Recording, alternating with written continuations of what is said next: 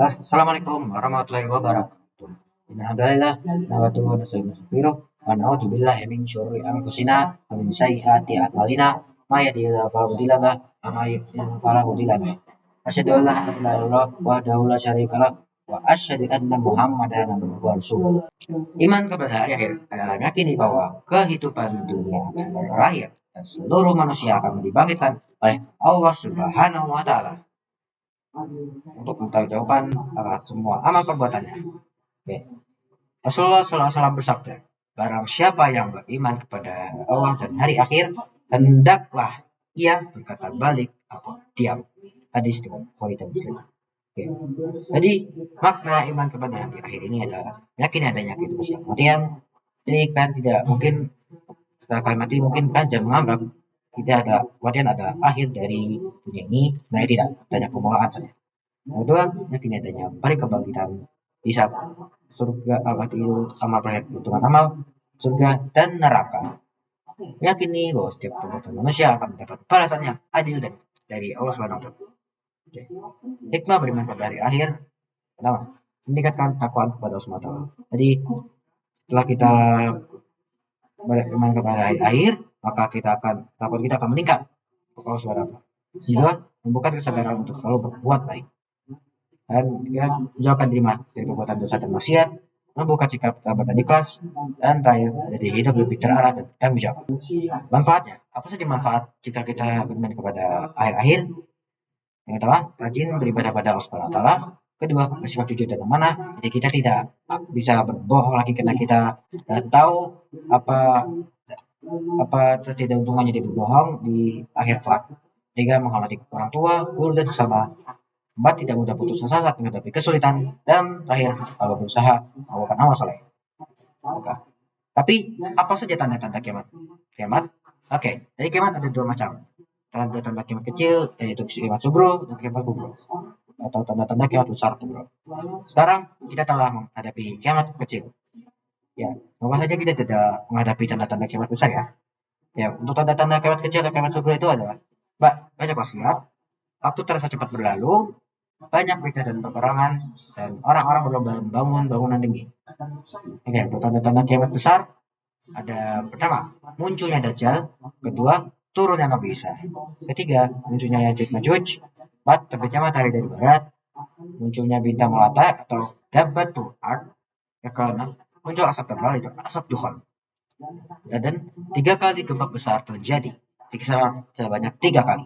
Terakhir, warna api besar yang mengiring manusia ke tempat berkumpul. Oke, sekarang mungkin kita hanya perlu banyak amal soleh, jaga diri kemaksiatan, memperkuat iman dan takwa. Selalu ingat kematian di kehidupan akhir. Ya, sekarang kita akan pindah ke fitnah.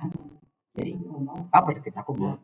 Fitnah kubur adalah ujian atau pertanyaan yang diberikan kepada manusia di alam kubur oleh malaikat mungkar dan nakir mengenai bagaimana dan amal perbuatannya. Rasulullah SAW bersabda, sesungguhnya umat ini akan diuji dalam kuburan. Hadis riwayat Bukhari dan Muslim. Ya. Jika akan jawab pertanyaan dari malaikat mungkar dan nakir, maka akan mendapat nikmat kubur. Nikmat kubur diberikan kepada orang-orang yang beriman dan beramal soleh, berupa ketenangan dan kebahagiaan hingga hari kebahagiaan. Dan kalian akan ditujukan ke taman surga, sehingga kalian merasa ingin masuk di sana dan akan berharap nikmat segala terjadi. Oke, untuk siksa, jika kalian gagal menjawab pertanyaannya, maka akan disiksa kubur. Jadi siksa kubur diberikan kepada orang-orang kafir, munafik, atau orang yang melakukan banyak dosa tanpa bertaubat. Oke, jadi kesimpulannya kita perlu meningkatkan kualitas ibadah, memperpanjang amal kebaikan, bertaubat atas kesalahan yang pernah dilakukan, menjaga akhlak yang baik, dan kita lanjut ke hari kiamat. Dan apa saja kejadian yang terjadi hari kiamat? Oke, pertama ada hari kebangkitan, itu Yaumul Ba'ts. Hari kebangkitan adalah hari ketika seluruh manusia dibangkitkan dari kuburan setelah tipuan sangkakala yang kedua oleh malaikat Israfil. Yaumul Hisab.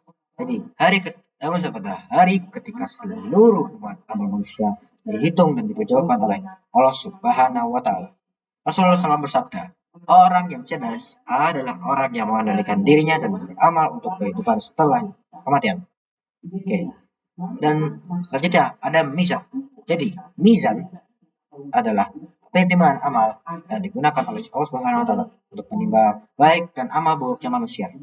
Dan sirat, setelah ditimbang kita akan ke jembatan sirat. Jadi sirat adalah jembatan yang terbentang di atas neraka menuju surga yang harus dilalui oleh seluruh manusia.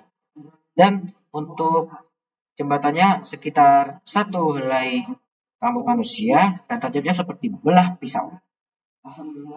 Dan kalian bisa melewatinya tergantung amalnya kalian. Setelah melewati jembatan sirat, kita akan ditujukan surga dan neraka. Jadi surga adalah tempat penuh kenikmatan yang disediakan oleh Allah Subhanahu wa taala bagi orang-orang yang beriman, bertakwa dan taat kepadanya. Rasulullah SAW bersabda, surga itu lebih dekat kepada salah seorang yang antara yang lain daripada tali sandalnya. Hadis riwayat Bukhari. Dan bagaimana dengan neraka? Neraka adalah tempat azab yang disediakan oleh Allah Subhanahu wa taala bagi orang-orang kafir dan orang yang durhaka kepadanya. Rasulullah SAW bersabda, neraka itu lebih dekat kepada salah seorang di antara kalian daripada tali sandalnya.